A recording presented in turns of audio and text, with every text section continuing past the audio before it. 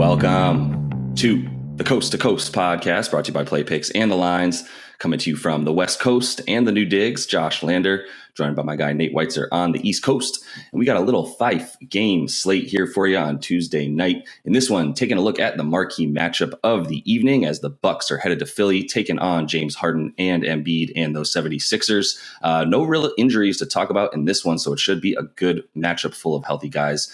Nate does have his great article up on playpicks.com with some best bets and player props in there for you. And make sure to like and subscribe to that page, as we got a couple other videos up for you today, including that player props video. We'll look to continue to stay red hot with you guys on. And make sure you head to thelines.com, check out who is coming in and out of those lineups all the way up until tip. And also head over to that odds checker. Make sure you're getting the best juice available on all those bets you take from odds makers out there. And as always, if you do still need a FanDuel or DraftKings account, head to ftpicks.com or dkpicks.com and find those listings in your area, such as what we've got for tonight. Nate, let's jump into it. Yeah, it's pretty much a pick 'em line at plus 1.5 for the Bucks. Not much movement there, but the total has risen from 227 to 232, and it's an uncomfortable number. I don't know where we're going to land on that. I definitely don't want to take an under the way the Bucks are playing defense right now, but the total is rising, so we might talk about some teasers there. Quickly looking at the other 4 games here, the Bulls on a back-to-back are -4 in Washington. They can't buy a win right now, but Washington's not trying to win. The Lakers are +12 at Dallas. They will be without LeBron. AD still not ready to come back tonight. Lakers now only half a game in the play-in picture, with the Spurs nipping at their heels. And the Pistons +14 at Brooklyn, who should have Kyrie Irving. Not seeing any props up yet for him at home. Finally, the Jazz are -1 at the Clippers, and we will break that game down for you in our other video. Bucks Sixers, yeah, I mean, it's almost the end of the season here, and this should have a playoff type feel with both teams tied for third in the East, the exact same record.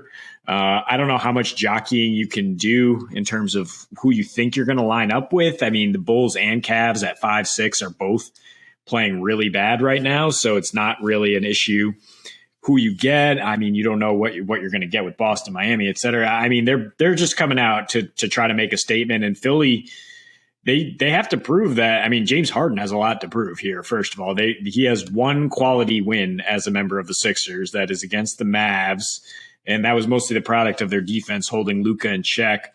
Sixers went ahead and beat the Heat without Harden, and of course scored that dramatic win without Harden and Maxey last Monday. I'm blanking on who they played in that game, but I mean, the Harden experiment it's been all right. It's definitely has faded a little bit in terms of their offense. Their last now in 8 home games with Harden, they're only scoring 111. They are 3-4-1 to the over in those games, but I'm kind of leaning away from reading into those unders. I mean, we have 2 unders versus Toronto and Dallas. Yes, of course, that blowout to the Nets, and then an under barely against the Bulls when the Bulls were just starting their struggles of suddenly not being able to score at all. Now, the Bucks can score with anybody, as we know. Fastest pace in the league and the 5th worst defense over their last 6 road games, giving up 123 points per game in that span. So there's no way I want to take an under with that team.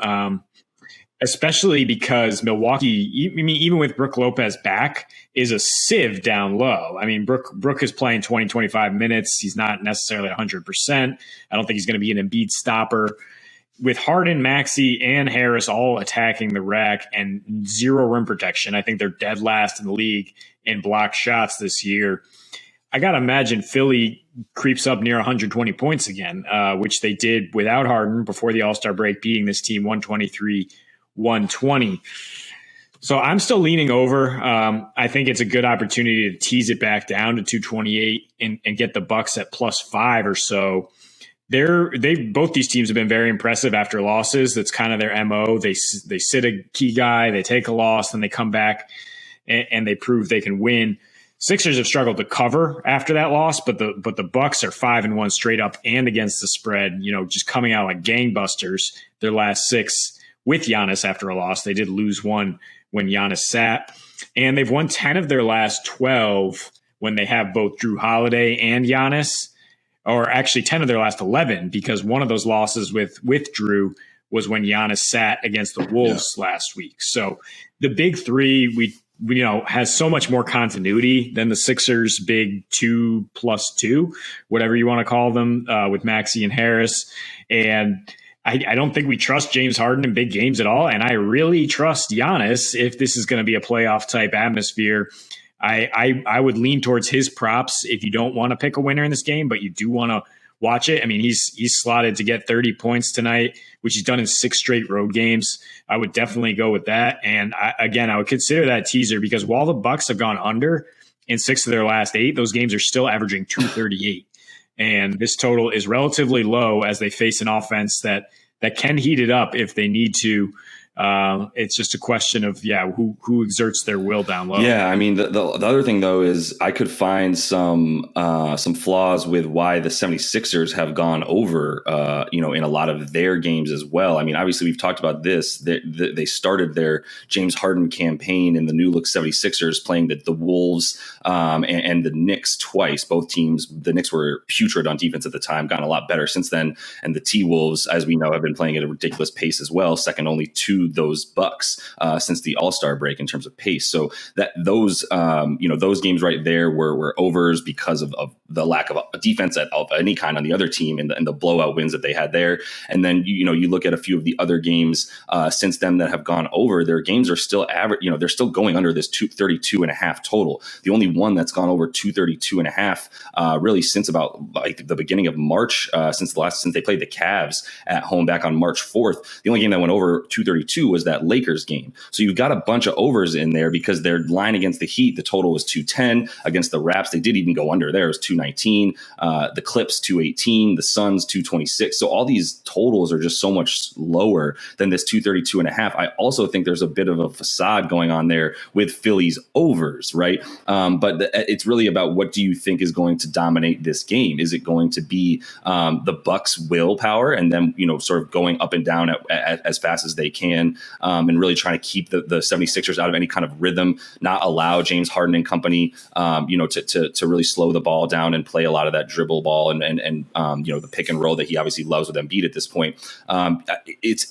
Which one do you think will prevail? And the reason that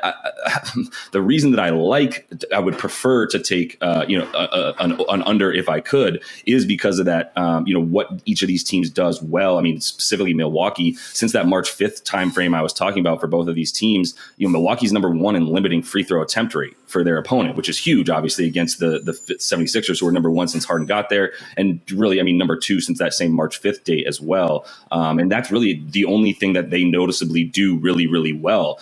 Neither of them score in the paint. Both of them are pretty much dead last, right, since the All-Star break in terms of points, percentage of their points in the paint, since, like I said, since the All-Star break. So, and as far as shooting on both sides, they're both getting theirs on offense, but it's just a matter of possessions at this point, right? The offenses are clicking, even though, at home for Philly, they have been playing a lot slower. You mentioned in their last 6 roadies for Philly, they're only averaging 107 points a game with the 7th worst offensive rating. Once again, there's a little bit of, it's not necessarily facade, but there's a narrative there in terms of who they're playing, right? We talk about the Clippers and the Heat and the Raptors and the Mavericks and the Cavs all, in 4 games in a row right there. That's going to lead you to a lot lower totals. That's going to obviously put clamps on your offense a bit more than those other teams. Obviously, going 4-1-1 to the under in 6 of those games there with that 4-game stretch against those super slow playing teams. I'm honestly kind of leaning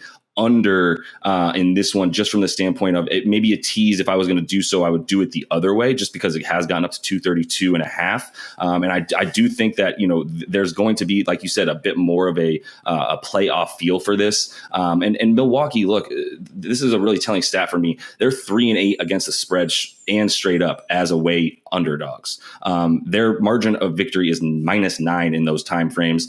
They're against the spread there. They're failing to cover by 6.5 points or or so. And 5 and 6 to the over for them. That's a lot of unders, right? I mean, 6 of 11 going under for the Bucks is a lot for a team that's going to be playing at that ridiculous pace, which they picked it up, but they've been playing at a fast pace all season. And that just kind of leads me to go, if there's not going to be as many points scored from Milwaukee, I want to take them. I do. I don't believe in Philly. I think when push comes to shove, Milwaukee's a better team, and they're my team to come out of the East right now. But that those stats right there are telling of them not playing well when they're not expected to on the road, and really not putting up the amount of points that they're used to when they're on the road like that.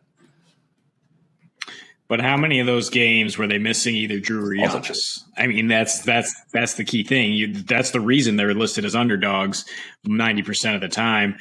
I mean, I agree with you that we haven't seen it consistently from the Bucks, that they're 19 and 22 against teams with winning records. Philly only slightly better at 23-21. Both these teams, I mean, they're pretty similar in terms of they don't bring it every night, but they bring it after a loss. And I am seeing a lot of huge offensive outputs from the Bucks following their losses. They've gone over in 3 of their last 4. They would have gone over against the Bulls. They dropped 126, but again, the Bulls couldn't come with them. And I trust both these teams. If one starts playing well, then the other comes with them. Maybe if you're uncomfortable because you think it's a playoff atmosphere, this is a good time to target the first half over. I mean, the Bucks are a team that scores 63 points per game in the first half. You can probably get that first half over around 116, you'd think, if it's 232. I have no problem with that. I have no problem really with the Sixers team over, just because they're actually, I mean, at 116 as well there, just because the Bucks defense is actually less trustworthy for me than the Sixers offense, which, really it's just Harden trying to fit in and bringing it against teams that have his number. But yeah, there is conflicting evidence everywhere, because Harden has terrible numbers in his last 3 against Milwaukee in the regular season. Embiid also had terrible numbers in 3 versus Milwaukee before going off for 42 with Brolo sitting before the break. And these teams are somehow dead last and second to last in percentage of paint points since the All-Star break. I guess that's because they get to the line instead of scoring down low. And Milwaukee's number 1 limiting free throws since March. So I'm gonna just take that as Milwaukee. I'm more confidence in Milwaukee, because if they can keep Embiid off the line, if they can keep Harden off the line, they probably have a better chance in this one with their big 3 intact. I do trust them.